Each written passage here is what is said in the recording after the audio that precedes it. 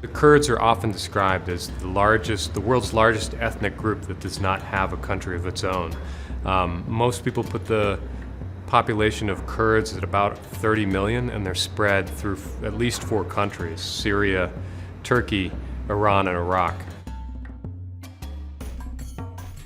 There's one thing that the Kurds will often tell you when you travel the front lines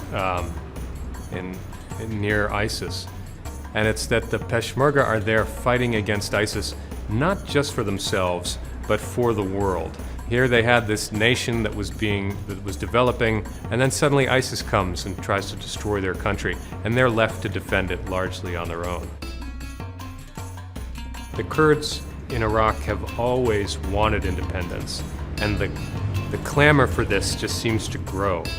And the Kurds seem now to be in a position where, after they have done so much work fighting ISIS, who can say that they should not have their own independence?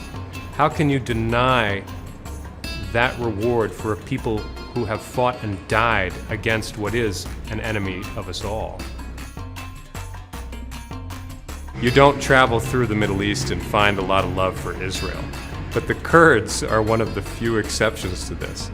And it's because they see in Israel and the United States a partnership that has worked in some ways.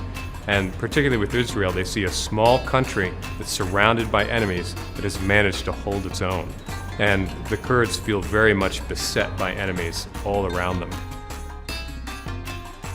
ISIS is both extremely destructive and dangerous for the Kurds, but it's also unified them in a way that they weren't previously. There's this enemy at the doorstep, and nothing galvanizes a people like a common enemy.